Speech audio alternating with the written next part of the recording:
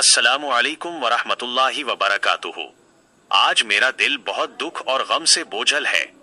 मैं आप सबके सामने आज सवात और बोनेर के उन भाइयों और बहनों का जिक्र करने आया हूँ जो हालिया सैलाबी रेलों की वजह से हमसे बछड़ गए और जामे शहादत नोश कर गए।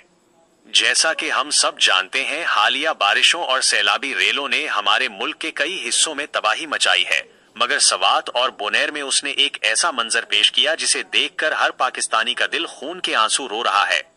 सवात, जिसकी खूबसूरती और सब्जाजारों की मिसालें दी जाती थीं, आज वहां तबाही और वीरानी का राज है।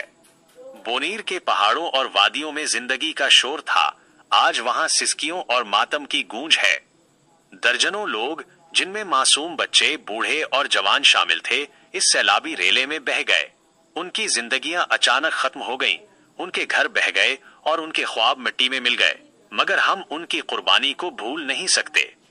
इस्लाम हमें बताता है कि जो लोग इस तरह की नागहानी आफत में अपनी जान देते हैं, वो शहीद का दर्जा पाते हैं।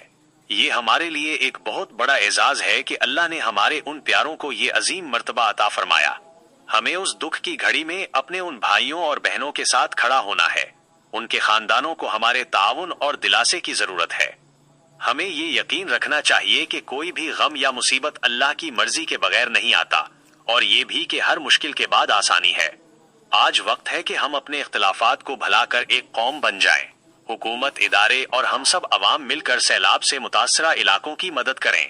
हमें अपनी ताकत का मुजाहरा सिर्फ अपने लिए नहीं, बल्कि उन लोगों के लिए करना है जो इस वक्त बेघर और बेसहारा हैं।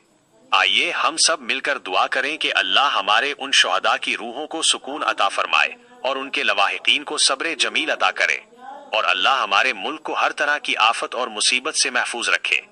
आमीन।